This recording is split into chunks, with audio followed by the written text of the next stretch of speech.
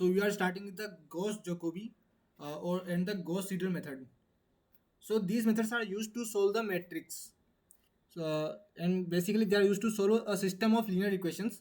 And in our course we have system of 3 linear equations. So we have an array A like 3, minus 1, 1, minus 1, 1, 4, 1, and minus 1, 1, 5. And another array B given in the question like 20, 6 and 7.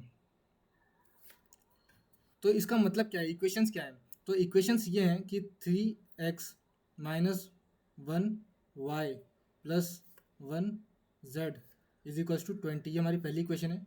दूसरी equation है minus 1x plus 4y plus 1z is equals to 6, ये हमारी दूसरी equation है. Third equation है minus 1x plus 1y plus 5z equal to 7. ये हमारी 3 equations हैं. अब इन 3 इक्वेशंस के लिए x और z की क्या वैल्यूज है वो हमें सॉल्व करना है.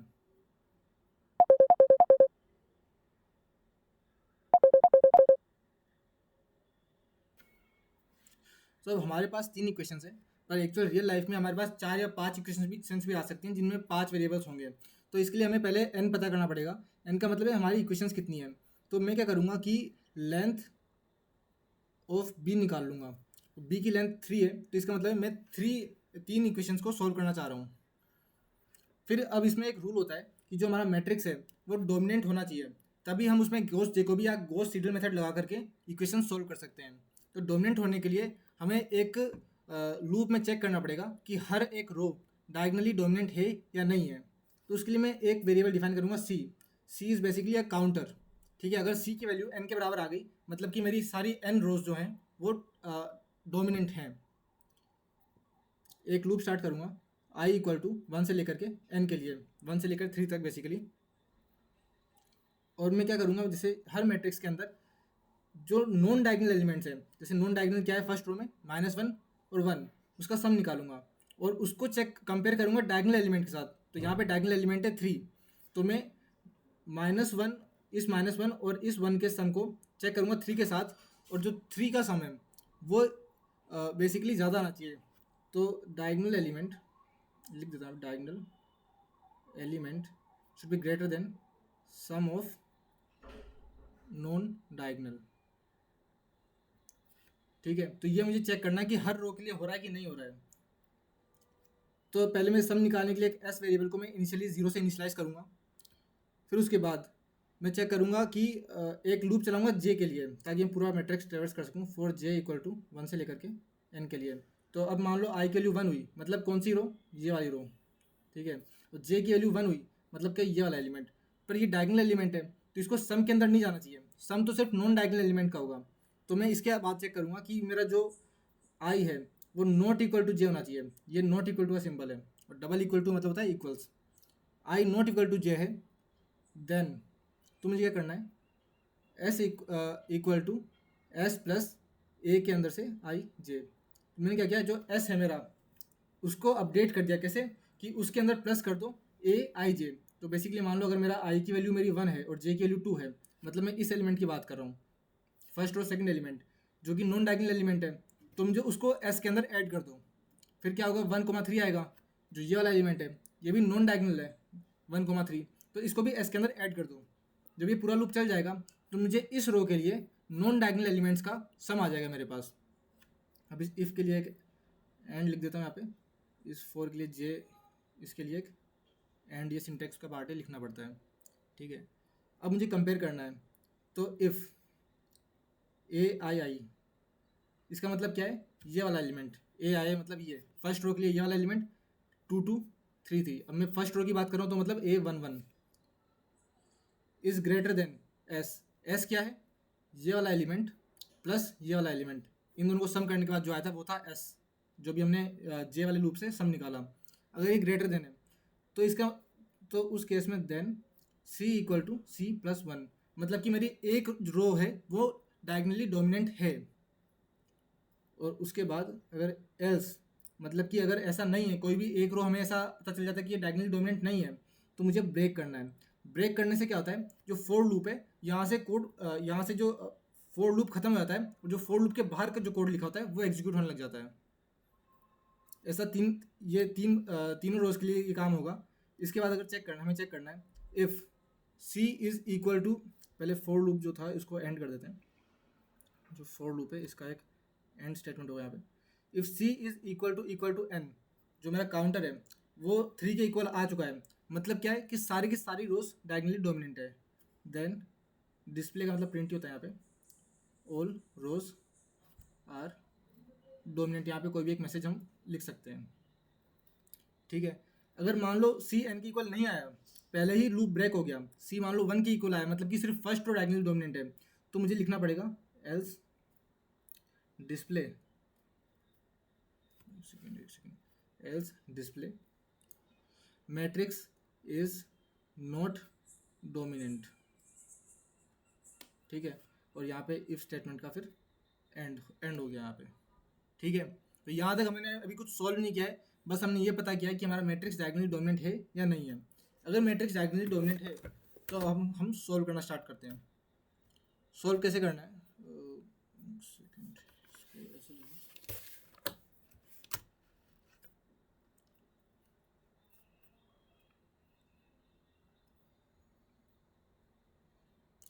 सॉल्व करने के लिए हम आइट्रेशन करेंगे। अब आइट्रेशन की इनिशियल वैल्यूज़ क्या होंगी, तो इनिशियल वैल्यू हम यूज़र से इनपुट में मांगेंगे। तो x की जो इनिशियल वैल्यू होगी वो होगी इनपुट जो यूज़र देगा हमें, और यूज़र को हम एक मैसेज बोलेंगे इनिशियल गैस ऑफ x। इस तरीके से हम y के लिए एक इनिशियल गैस मांग लूँगा मैं, x y स्मॉल x है ये, x y, और z के लिए इनिशियल गैस मांग लूँगा। और n का मतलब क्या है कि नंबर ऑफ आइट्रेशंस कितनी करनी है हमें। इसको ऑन सेफ साइड में NITER लिखूँगा कि n हमने यहाँ पर भी यूज़ किया था पहले, जो n था वो यहाँ पे हमने लेंथ के लिए यूज़ किया है, तो सर ने n को ही वापस यूज़ कर लिया, पर मैं इसको एक नया वेरिएबल लिखूँगा n आइटर नाम से, जो होगा नंबर ऑफ आइट्रेशंस। तो ये भी हमें वहाँ से मांगना है यूज़र से, ठीक है। अब आइट्रेशन स्टार्ट होती है लूप से, फॉर i इक्वल टू 1 से लेकर के n तक, जितने आइट्रेशन यूज़र ने बोली उतने आइट्रेशंस के लिए x की न्यू वैल्यू, तो x की न्यू वैल्यू को मैं i+1 लिखता हूँ। इनिशियली x क्या है, एक वैल्यू है, पर जब मैं x के वैल्यू में, अब इनिशियली x इक्वल टू मान लो 0 है, पर अगर मैंने x ऑफ 2 इक्वल टू 1 कर दिया तो ऑटोमेटिकली साइलैब क्या करेगा, इस x को एक एरे में कन्वर्ट कर देगा जिसकी पहली वैल्यू 0 थी और अगली वैल्यू 1 हो जाएगी। Getting my point. इनिशियली एक वेरिएबल था बस ये, फिर बाद में जैसे मैंने x ऑफ 2 को 1 बोल दिया तो ये समझ जाएगा कि ये x अब एक एरे बन चुका है जिसकी इनिशियल वैल्यू 0 है और अगली सेकंड वैल्यू क्या है 1 हो जाएगी। ऐसे x ऑफ 3 को मैं ऐसे इसके अंदर डाल सकता हूँ। तो x की नेक्स्ट वैल्यू, एक वैल्यू x में जा चुकी है जो यूज़र ने गैस किया था, x की नेक्स्ट वैल्यू के लिए मैं i+1 लिखूंगा, क्योंकि फर्स्ट वैल्यू जा चुकी है तो सेकंड वैल्यू से स्टार्ट करना पड़ेगा, इक्वल टू, इसके अकॉर्डिंगली बताओ, ये इसके अकॉर्डिंगली बताओ x क्या है। तो x है, ये वैल्यू क्या है, ये मेरा B11 है, B11 20 माइनस ये चीज़ क्या लिखी हुई है, ये पूरी चीज़, ये है A12 into Y, A12 y। अच्छा, ये 1 इंटू जेड क्या लिखा हुआ है, ये 1 यहाँ से आ रहा है तो माइनस A13z, ठीक है। और डिवाइड करना पड़ेगा किससे, x के कोएफिशिएंट से, तो x का कोएफिशिएंट क्या था A11, ठीक है। और ये वैल्यू किसकी है, x की, ठीक है। तो सिमिलरली यहाँ पे x ऑफ i+1 हो जाएगा, ये सर अच्छा, x ऑफ i+1 क्या हो जाएगा, x ऑफ i+1 होगा B11 माइनस A12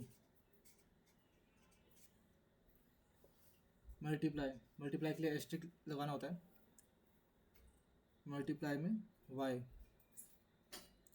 y की कौन सी वैल्यू, पिछली वाली वैल्यू, यहाँ पर i+1 है तो यहाँ पर i आएगा, मतलब पिछली वाली वैल्यू, ठीक है, माइनस A13 मल्टीप्लाई z की पिछली वाली वैल्यू, ठीक है। अब इस पूरे को डिवाइड करना है किससे, डिवाइड के लिए एक स्लैश होता है, तो स्लैश यहाँ लगाता हूँ divide. So basically x of I plus one किसके इक्वल होगा, B11 माइनस A12 आई मतलब पिछली वैल्यू माइनस A13 ZI मतलब पिछली वैल्यू, और इस पूरे के डिवाइड में क्या आ रहा था A11। जो इक्वेशन मैंने यहाँ पे लिखी थी यही सेम इक्वेशन कोड के फॉर्मेट में लिखनी है अब, ठीक है। तो ये x की न्यू वैल्यू हो जाएगी। अब यहाँ पर अगर मुझे अगली लाइन में अब मुझे y की न्यू वैल्यू लिखनी है, y of i plus one, ठीक है। तो y of i plus one क्या बनेगा, तो इसको देख कर बताओ, इस थोड़ा सा उधर y के इक्वेशन क्या बन रही है यहाँ से, तो y बनेगा, ये क्या है B12 ये वाला आइटम B12 माइनस a, ये क्या है, सॉरी ये B21 है ना, second row first item B21 minus ये क्या है A21 इंटू एक्स प्लस ये क्या है, ये A13 है A13, और इस पूरे को डिवाइड करना पड़ेगा, A13 इंटू जेड, इस पूरे को डिवाइड करना पड़ेगा किससे, y के कोफिशिएंट से। y का कोफिशिएंट क्या है A22, ये y की वैल्यू बन रही है। अब सेम वैल्यू मैं यहाँ पे लिखने वाला हूँ,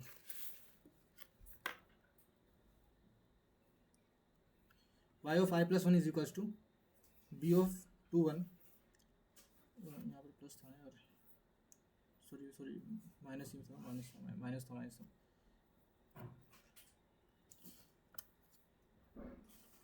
अबे यार, y of i plus one क्या होगा B21 minus A21 into x plus A13 into Z, इस पूरे को डिवाइड में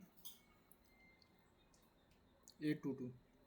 सिमिलरली अब इसमें डिफरेंस क्या आ रहा है, डिफरेंस क्या आ रहा है कि जब मैंने x के लिए लिखा था न्यू वैल्यू, तब मुझे y की पिछली वैल्यू यूज़ करनी थी, पर अगर मैं गॉस सीडल यूज़ कर रहा हूँ तो इसमें यहाँ पर जो मेरे को x की वैल्यू यूज़ करनी है वो ये वाली वैल्यू यूज़ करनी है। तो बेसिकली यहाँ पे x i प्लस वन आएगा, ठीक है। ये x की अपडेटेड वैल्यू है, जो यहाँ थी ना वो वैल्यू यूज़ करनी है यहाँ पे। z की कौन सी वैल्यू है, z की भाई पुरानी वाली वैल्यू, ठीक है। अब similarly z of i plus one लिखूँगा तो वो क्या बनेगा, वो बनेगा, यहाँ से देख लेते हैं वापस, z क्या बन रहा है यहाँ पे देख लेते हैं, z इज इक्वल्स टू ये क्या है, ये है B31 माइनस, बड़ा लिखूँ B31 माइनस A3, ये क्या है A31 है minus A31 into x minus A32 into y divide by A33, ये z बन रहा है। तो अब इस z को कोड में लिखूँगा B31 minus A31 into x minus A32 into y slash A33।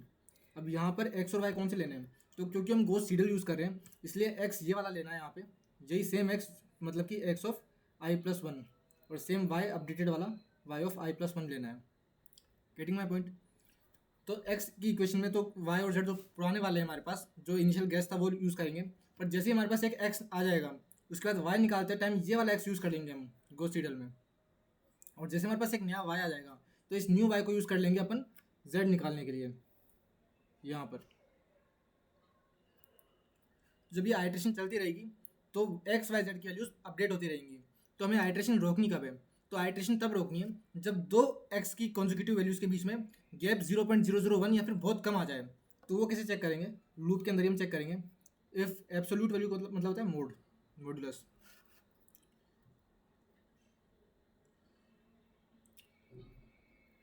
x की नेक्स्ट वैल्यू जो अपने अभी निकाली है माइनस x की previous value is less than 0.001, मतलब x का पीक आ चुका है, मतलब x अपने करेक्ट वैल्यू के पास पहुंच चुका है।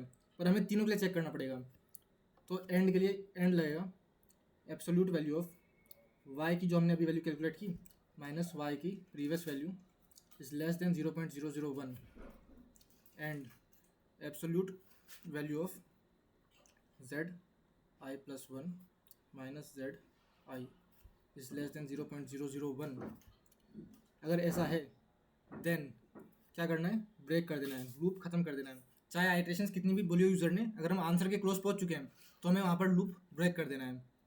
ठीक है, अब हमारा आंसर क्या है इसके अंदर, तो हमें आंसर में डिस्प्ले करना है जो आंसर है हमारा। तो हमारा आंसर है जो जहाँ तक आइट्रेशन चली है उस पॉइंट पे एक्स जो एरे था, ये हमारा एरे था एक्स, इसके अंदर क्या लास्ट वैल्यू फीड हुई है, तो वो क्या एक्स ऑफ आई कर देंगे तो वो वैल्यू आ जाएगी x of i comma y of i comma x of i y of i और जेड ऑफ आई। ऐसा करने से जो आईथ वैल्यू है जहाँ पर ब्रेक हुआ है, या फिर अगर ब्रेक नहीं होगा तो आई एन तक ही जाएगा, तो आई इक्वल टू एन हो जाएगा। तो बेसिकली जो लास्ट वैल्यू हमने एरे के अंदर डाली है, अपडेट की है, लास्ट अपडेटेड वैल्यूज हमें डिस्प्ले कर देनी है। तो हमारा ये आंसर आ गया है।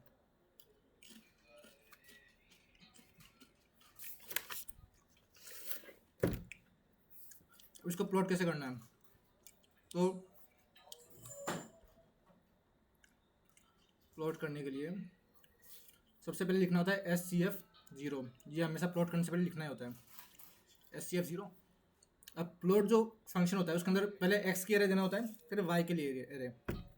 तो x क्या है, हम देखना क्या चाहते हैं, हम ये देखना चाहते हैं हमारी आइट्रेशंस के साथ साथ x की वैल्यू अपडेट कैसे हो रही है। तो अगर हमारी आइट्रेशन मान लो 100 आइट्रेशंस हैं तो x क्या होगा 1 2 3 4 5 अप टू लेकर 100। हर आइट्रेशन के लिए हमारी x पॉइंट होगा, और हर आइट्रेशन पे हमारी x की वैल्यू क्या है, तो हमारा y कोऑर्डिनेट होगा कि x की वैल्यू अपडेट कैसे हुई है।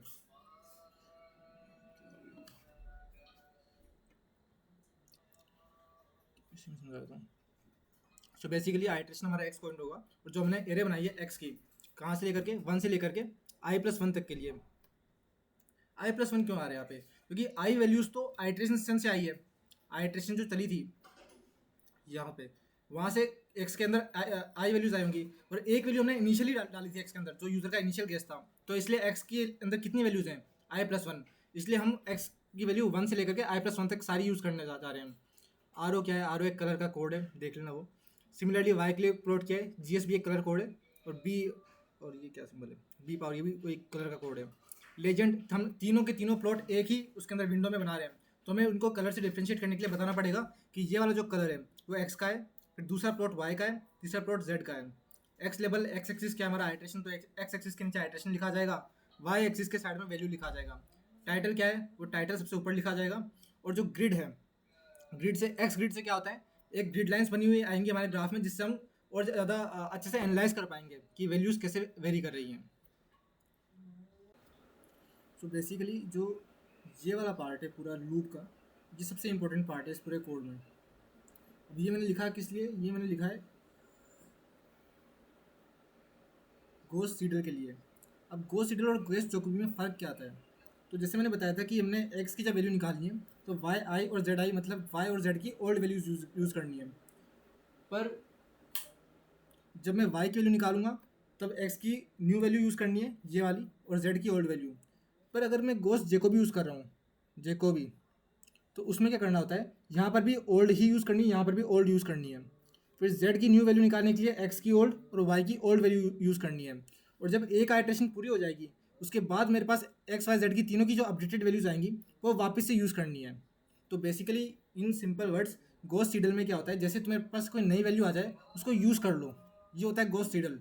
और गोस जैकोबी में क्या होता है, तुम्हारे पास न्यू वैल्यू जब आएगी तो एट दी एंड आएगी, यहाँ पर तुम्हें पुरानी वैल्यूज़ ही यूज़ करनी है, यहाँ पर भी पुरानी वैल्यूज़ ही यूज़ करनी है, और जब पूरी आइट्रेशन हो जाए उसके बाद न्यू वैल्यूज़ यूज़ करनी है। अब इसको एक बार PDF से समझ लेते हैं। देखो PDF में क्या किया है सर ने, ये हमारा A मैट्रिक्स और B मैट्रिक्स हमें गिवन होगा, ठीक है। n मतलब कि नंबर ऑफ डायमेंशन हमने निकाल ली, एक काउंटर 0 को एक और इनिशियलाइज कर दिया, फिर लूप चलाया i 1 से n तक के लिए नॉन डायगोनल एलिमेंट्स का सम निकालना है, ठीक है। जो मैंने बताया मैट्रिक्स डोमिनेंट है या नहीं चेक करने के लिए j का लूप भी 1 से n तक ले जा रहा है। If j is not equal to i मतलब मैट्रिक्स का वो एलिमेंट जो नॉन डायगोनल है तो उसको सम में ऐड कर दो। तो जब ये एक J1 से लेकर N तक चल जाएगा तो मुझे फर्स्ट रो के लिए नॉन डायगोनल एलिमेंट्स का सम मिल जाएगा। फिर उस सम को कंपेयर कर लो उस रो के डायगोनल एलिमेंट के साथ। तो बेसिकली अभी तक क्या हुआ है, मैंने नॉन डायगोनल एलिमेंट्स का सम कर दिया और इन दोनों के सम को कंपेयर कर लिया उस डायगोनल एलिमेंट के साथ। अगर ये डायगोनल एलिमेंट का सम डायगोनल एलिमेंट बड़ा आता है तो इसका मतलब वो वाली रो डोमिनेंट है, तो C इक्वल टू C+1 कर दो। मतलब मुझे एक रो मिल गई है जो कि डायगोनली डोमिनेंट है। अगर इन केस ऐसा नहीं होता है तो मुझे ब्रेक करना है। ब्रेक करने का मतलब है लूप से बाहर आ जाओ, ठीक है। पर मान लो मेरी फर्स्ट रो भी डायगोनली डोमिनेंट है, सेकंड भी है, थर्ड भी है, तो मेरे C की वैल्यू क्या हो जाएगी, +1 करते करते C इक्वल टू 3 हो जाएगा। अब मुझे बाहर आके चेक करना है कि क्या C मेरा n के बराबर है, मतलब क्या मेरा C 3 के बराबर है। तो अगर 3 के बराबर है तो मतलब कि मेरा पूरा का पूरा मैट्रिक्स डायगोनली डोमिनेंट है। अगर मान लो नहीं है तो इसका मतलब है कि मेरा मैट्रिक्स डायगोनली डोमिनेंट नहीं है, ठीक है। जब चेक हो जाए उसके बाद ये आगे का कोड तभी सेंस बनाता है जब तुम्हारा मैट्रिक्स डायगोनली डोमिनेंट हो, ठीक है। एक्स की इनिशियल वैल्यू कैसे आएगी, वो यूज़र से इनपुट में हमें यूज़र से इनपुट लेनी है। एक्स वाई जेड एन का मतलब यहाँ पर है नंबर ऑफ आइट्रेशंस है। ये चारों वैल्यूज यूज़र से इनपुट में ले लिया हमने। इसके इसके बाद क्या करना है, इसके बाद हमें एक लूप चलाना है i इक्वल टू 1 से लेकर n तक के लिए, और उस लूप के थ्रू हमें x की जो एरे है उसके अंदर वैल्यूज अपडेट करनी है। तो x i+1 को लिखा है यहाँ पे क्योंकि x1 जो है वो तो मैंने यूज़र से गैस लेके बना दिया। अब i+1 मतलब कि x का सेकंड वैल्यू, जब i की वैल्यू 1 होगी तो ये क्या बनेगा, x की सेकंड वैल्यू b11 क्या है यहाँ पे, मतलब ये वाला एलिमेंट, ठीक है, जो कि मैंने ये इक्वेशन लिखी थी यहाँ पे। इस इक्वेशन से वैल्यू जाएंगी b11 minus a12 into y minus a13 into z और डिवाइड बाय a11। तो सेम इक्वेशन यहाँ पे लिख दी। फिर जब y i+1 लिखूंगा तो उसका क्या बनेगा, ये वाली value b21 minus a21 x। अब यहाँ पे डिपेंड करता है तुम गोस्ट सीडल यूज़ कर रहे हो या गोस्ट जेकोब यूज़ कर रहे हो। अगर तुम गोस्ट सीडल यूज़ कर रहे हो तो यहाँ पर आएगा x ऑफ i+1, ठीक है, जो यहाँ पे कोड में भी लिखा हुआ है। ये गोस्ट सीडल का कोड है। और गोस्ट जेकोबी यूज़ कर रहे होते तो क्या आता, तो x ऑफ i ओल्ड वाला ही आता है यहाँ पे, माइनस a23 इंटू जेड। अब z के लिए तुम्हारे पास z ऑफ i ही आएगा क्योंकि z अभी तक अपडेट हुआ नहीं है, z पुराना ही यूज़ करना पड़ेगा, ठीक है। अब तीसरी लाइन में z को अपडेट करना है, तो z को अपडेट कैसे करेंगे, b31 minus a31 x minus a32 into y और डिवाइड बाय a33। अब यहाँ पर भी सेम, अगर तुम गोस्ट सीडल यूज़ कर रहे हो तो यहाँ पे x i+1 आएगा और y i+1 आएगा, और गोस्ट जो कभी यूज़ कर रहे हो तो सिर्फ x i आएगा और यहाँ पर y i+1 की जगह पे y i आएगा, सिर्फ इतना सा फर्क है। फिर एक कंडीशनल चेक है कि अगर तुम्हारे x y और z की वैल्यूज़ बहुत वेरी नहीं कर रही है, मतलब अगर अभी जो तुमने वैल्यू निकाली उससे और प्रीवियस वैल्यू में डिफरेंस सिर्फ 0.001 का है, मतलब कि x अपने आंसर के पास पहुँच चुका है, और सिमिलरली y भी पहुँच चुका है और z भी पहुँच चुका है। तो हमें लूप से एग्जिट कर जाना है, मतलब ब्रेक करना है, ठीक है। और बाहर आकर के हमें आंसर को प्रिंट करना है। डिस्प्ले जो हमारी लास्ट वैल्यू थी वो x ऑफ i होगी, जितनी आइट्रेशन चली है उतनी x ऑफ i मतलब last value, y of i मतलब लास्ट वैल्यू एरे की, और z ऑफ i मतलब कि लास्ट वैल्यू एरे की, उनको प्रिंट कर देना है। फिर एक ग्राफ प्लॉट किया है सर ने सिर्फ, इसके अंदर number of iteration x coordinates हैं, y कोऑर्डिनेट्स में x का पूरा एरे दे दिया है। x की एरे की लेंथ क्या होगी, 1 से लेकर के i+1 तक, क्योंकि i वैल्यूज़ तो आइट्रेशन से आई है और 1 वैल्यू जो है वो इनिशियल गेस थी हमारी। RO एक कलर का कोड है RO, और सेकंड में भी ऐसे y और z के लिए प्लॉट किया है। ये RO GS और B ये अलग अलग कलर कोड्स हैं। अब हमने एक ही विंडो के अंदर 3 ग्राफ प्लॉट किए हैं, तो इनको डिफ्रेंशिएट कैसे करेंगे, लेजेंड को यूज़ करके। लेजेंड x का मतलब होता है जो मेरा पहला प्लॉट है वो x है, तो अलग से एक बॉक्स में लिखा हुआ आएगा कि जो पहला कलर है वो x, पहला प्लॉट है वो x का प्लॉट है, सेकंड प्लॉट मेरा y का है और थर्ड प्लॉट मेरा z का है। ये लेजेंड वाली लाइन लिखनी है। फिर x एक्सिस के नीचे क्या लिखा आना चाहिए, तो x लेवल है number of iterations, y level में y एक्सिस क्या है, वैल्यू है, तो मेरे y एक्सिस के साइड में क्या लिखा आना चाहिए कि ये वैल्यूज़ हैं। और टाइटल क्या है ग्राफ का, एक टाइटल देना एग्जाम में। फिर फाइनली एक्स ग्रिड क्या होता है, तुम्हारे ग्राफ के पीछे ग्रिड लाइंस तुम्हें प्लॉट करनी है या नहीं करनी है, तो वो एक्स ग्रिड से तुम बता सकते हो कि तुम्हें ग्रिड लाइंस चाहिए। बस इतना ही कोड है पूरा गोस्ट सीडल का और गोस्ट जेकोबी का।